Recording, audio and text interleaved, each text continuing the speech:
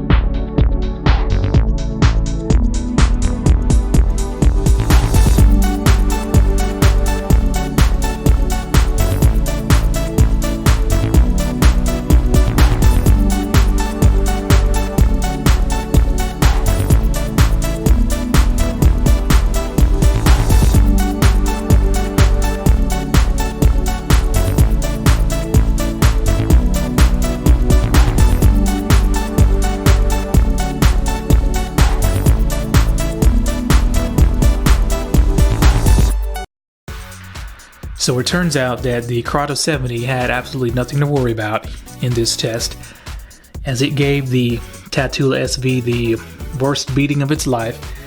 The Curado 70 averaged 179.6 feet, while the SV averaged 158.2 feet.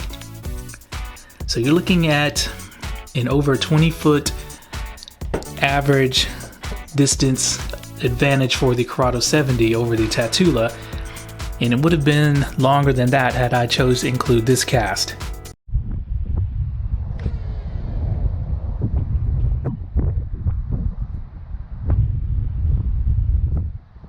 Shit. As you can see in that cast, the Curado 70 just dumped all the line off its spool, cast it all the way down to the tape, and the cast went almost 210 foot. So I'm pretty sure that it caught some kind of a draft 30 to 40 foot up in the air that I couldn't feel. So I decided not to include that cast in the results because it couldn't duplicate it a second time. So that being said, that means the Curado 70 takes a clean sweep of the standardized testing, 5-0 over the Tatula.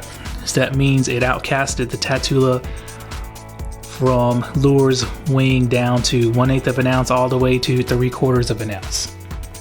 So now that the battles are over, let's talk about the future of these two reels. Now, ICAST 2019 is coming up really soon, and there is always the possibility that these two reels are going to get replaced or refreshed and updated. Now let's talk about the Curado 70 first. Now this reel is going on 3 years old. So Shimano's been really unpredictable the last few years. So it wouldn't surprise me if they come out with an all new Curado 70. But the indications so far are that they're not going to, because none of the Curado 70s have went on sale. But once again, Shimano has been really radical the last few years, so don't be surprised if there is a new or updated Curado 70 coming up. Now, with the Tatula, someone on Instagram, I think a subscriber, sent me a picture of what appears to be the Tatula Elite. And from what I saw, it's using the new Tatula 100 frame and body. And it's supposed to be made for long casting. So I'm not sure if that's going to be replacing the SV or if it's going to just pick up where the old CT Type R left off. So Shimano's been pretty tight-lipped this year about their ICAST releases, unlike last year where they pretty much gave us the Curado DC leak and the Shimano SLX leak a couple of weeks before ICAST. This year I haven't really seen anything or heard anything about what's coming up, other than more than likely that new STRADIC. So maybe they're not going to have quite as big a year this time around like they did last year. But with that being said, let's talk about what improvements that both reels would probably get, or at least I would like them to get, in the next models.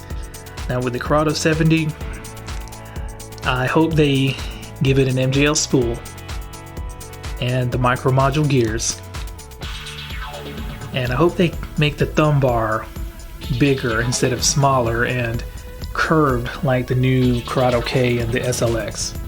I hope they keep it flat and something shaped like this. And let's hope they give the new Curado a little bit bigger knobs. Now I know this is supposed to be a finesse version of the Curado, but a little bit bigger knobs would be a plus in my book. Now as far as the Tatula, of course the main complaint I have about this reel is don't give it such a big inductor to make this thing so heavily braked. So maybe Daiwa will give the next SV the 30mm SV spool that's given a lot of its reels in Japan. And another thing is, give us a new external dial that doesn't cut into your hand for people who palm like this, like I do. That really bothers me. But yeah, I want you guys to put in the comment section what you would like to see in the next versions of both of these reels, because both manufacturers definitely watch video reviews on their products and they definitely monitor the comments section.